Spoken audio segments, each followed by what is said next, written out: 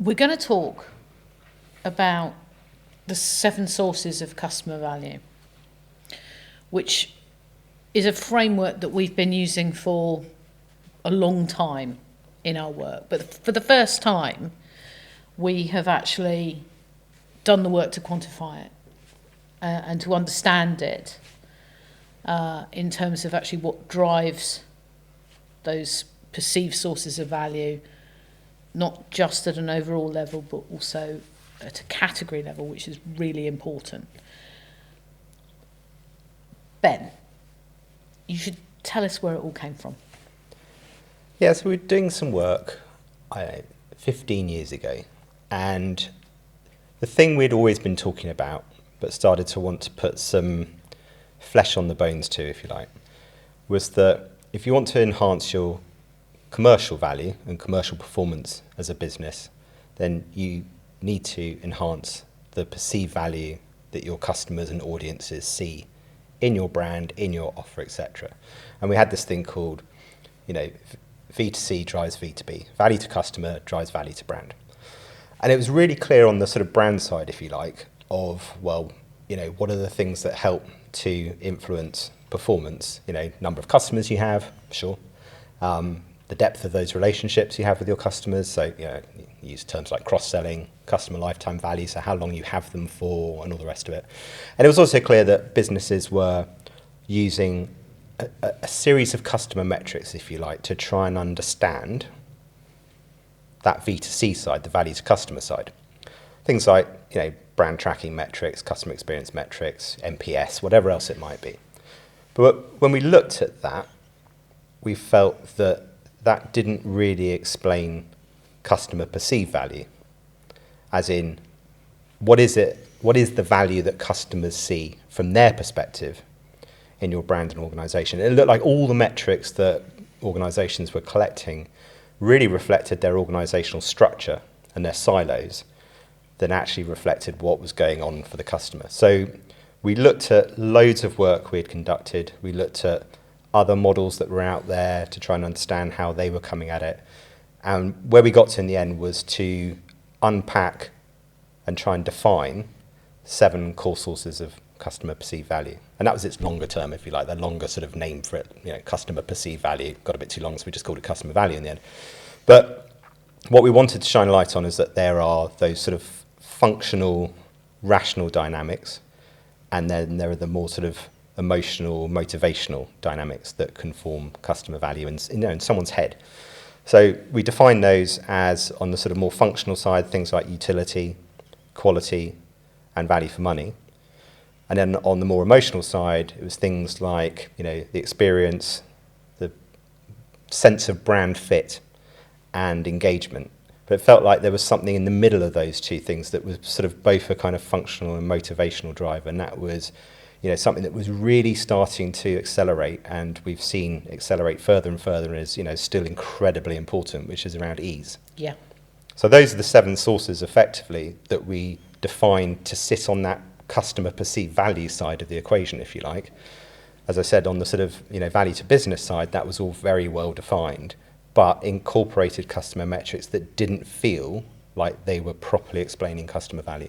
And that's really the genesis of it. That's where it came from. So brutally, why is it better than NPS? I think NPS is far too reductive. It has its place, as we all know. It is what it is. You can't really.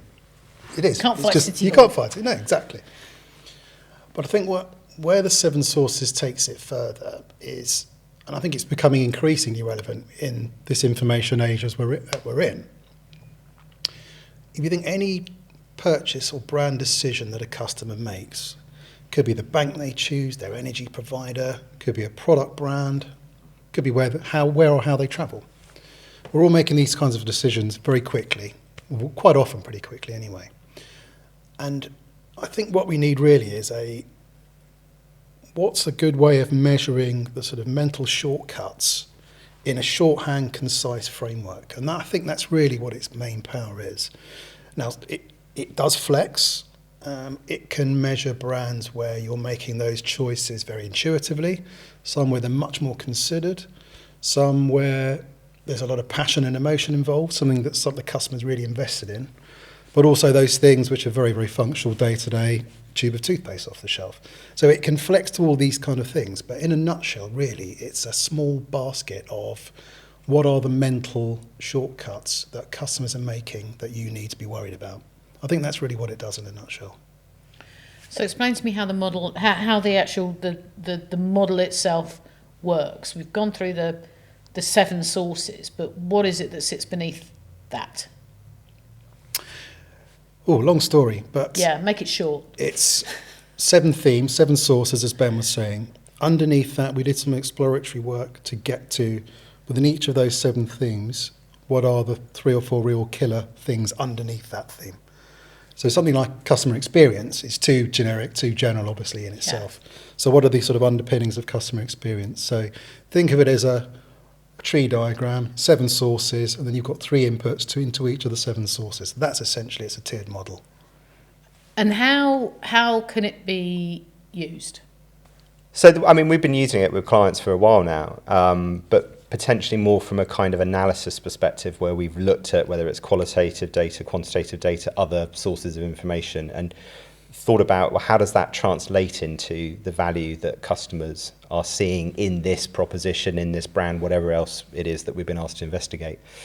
But by building this more quantitative system that has got levers, if you like, in it that can be used to understand how do you understand what brand fit is about, and then devise strategies to try and improve brand fit if that's something that's lacking in the the system, if you like, the 7 sources of customer value system.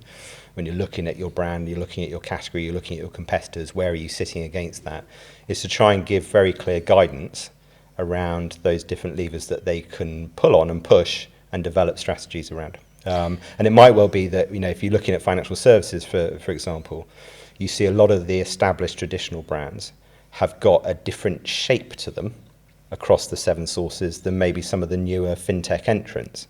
Now, you can argue, fine, it's a big market, it's plenty of space for different players to play in, but as some of those established brands start to, find it harder to attract, younger customers who are attracted more maybe to some of the fintechs that are giving them utility that they find particularly interesting, exciting, and different.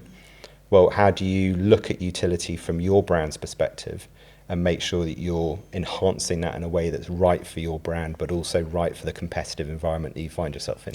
But equally, I think what we see in financial services is that, particularly in banking, that brand fit, and one of the key drivers of that is trust, is absolutely huge.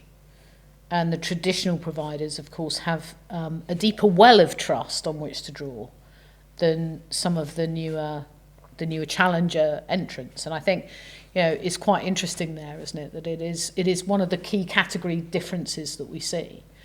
And it should give those traditional brands hope that actually, of course, you can't assert trust, but you can definitely play into that space, and it's a very powerful source of perceived value. Absolutely. So, many younger customers will talk about how they want to have their salary go into one of the more established traditional banks, whatever we want to call them, the high street brands and all the rest of it. But then they will transfer that into a different brand, a fintech brand, for their sort of day-to-day spend and sort of keeping on track of their spend, because they're getting, interesting widgets that tell them about that and all the rest of it, and different things in the app, and they've got a different sense of utility. Well, why have I lost that customer as an established brand that's got all of that inherent trust about the money coming in? Why has that money gone out to another provider just because they've got a different way of doing things that I could also be providing? But I've got to think about, how do I provide that in a way that's authentic to the brand that I have, and that sense of the emotional connection that's there? How do you hold on to that stickiness? Because if I'm a bank, yes, I want the money to come into the account because that's really useful to hold it so I can lend it out and make money that way. But I want to make money on the day-to-day spend that the person's using as well. So I've lost a significant chunk of income by not ensuring that I've got my utility, the first of the sources of value, and arguably a functional one. I haven't got that spot on. Yeah. And I think this is the interesting thing that we found, isn't it, through this work, that the 7 sources of value are universal, and we've seen this, we've looked at this, we've observed it across a long period of time in all sorts of different contexts and on all sorts of different assignments. But what we now have is an actual firm fix on the you call them the graphic equalizers, and I think that's what it is like across those 7 sources, how those things differ by category. And of course, your brand is created, it lives in the mind of your customer, but that is contextualized by the category you're operating in.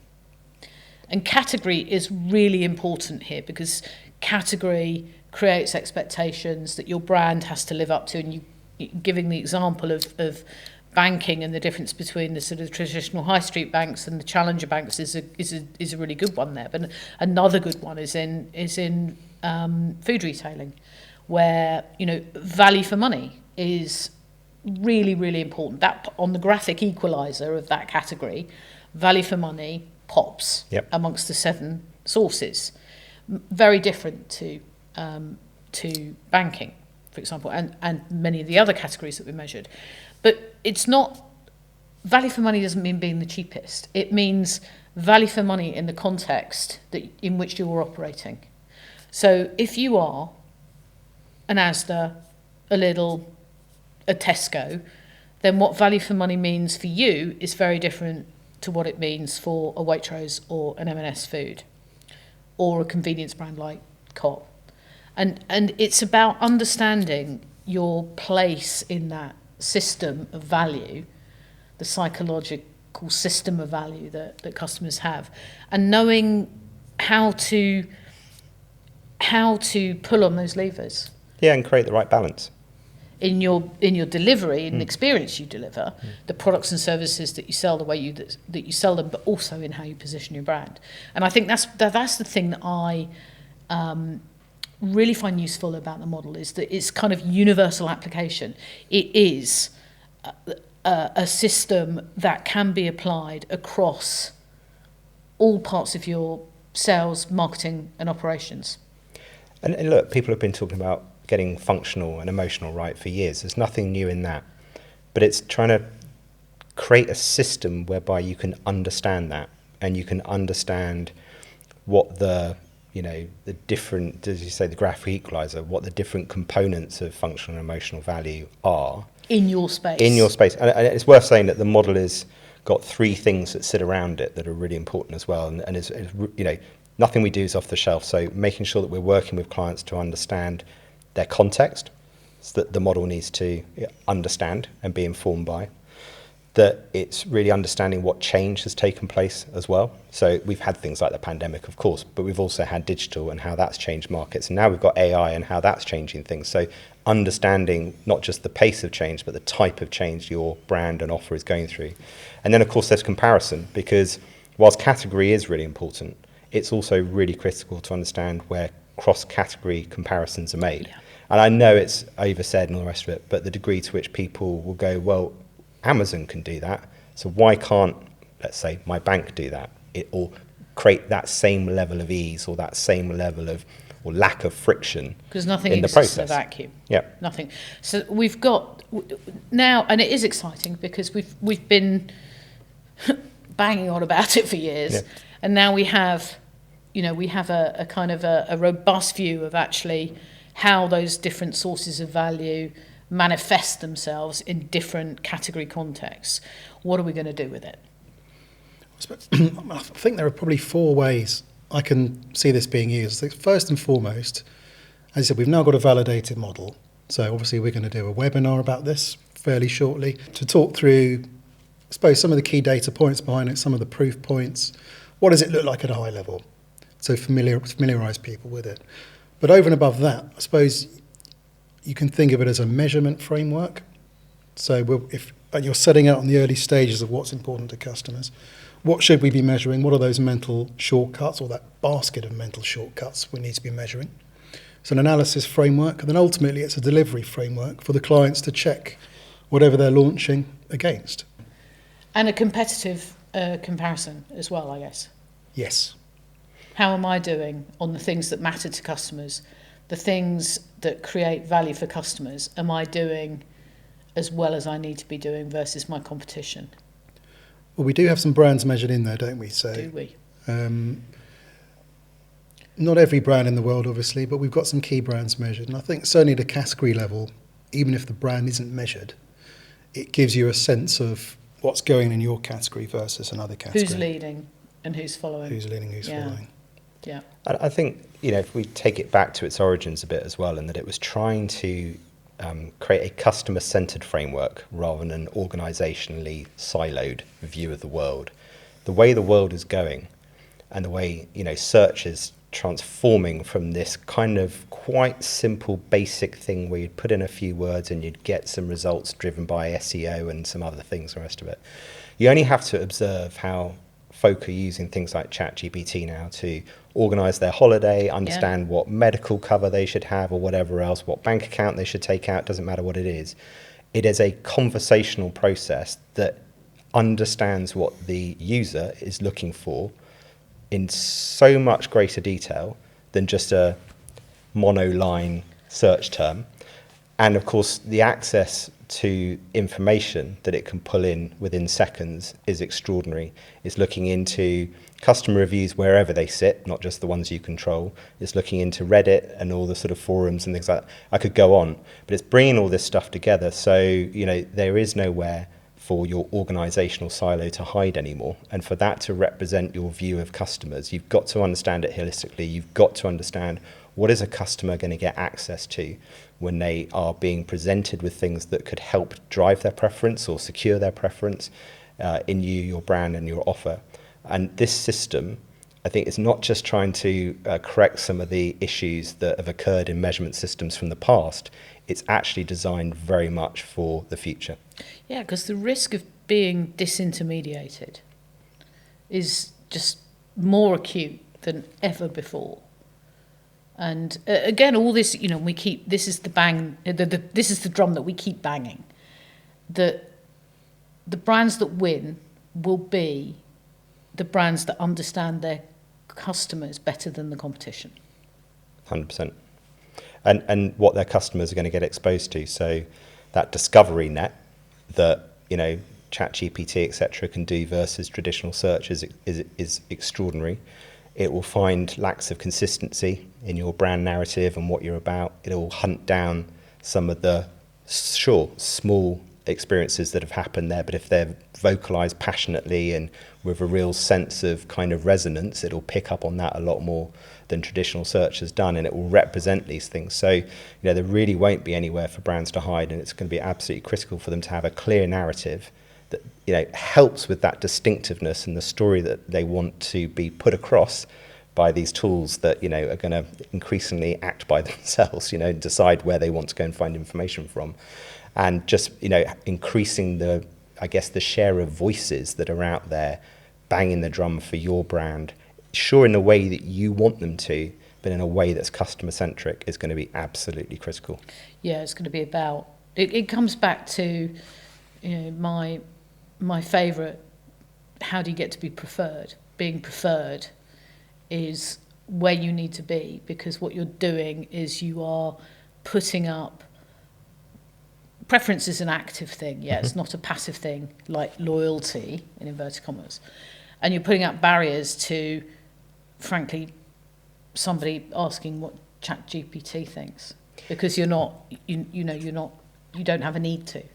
You've got the answer, and the answer is about that holistic experience that creates value, but in the right measure, depending on what category you're in. It passes the truth test as well in terms of, you can recognise what people are saying and the results that it's generated. I think really interesting. Also, just as a brand marketer, to be able to say this is how it works in my category, and look how it's different to other adjacent categories, or that, I think that's really powerful as well. Yeah, different or similar, because then you can beg, steal and borrow, or know what to avoid in terms of strategies, thinking 100%. And propositions and ideas. Yeah, 100%.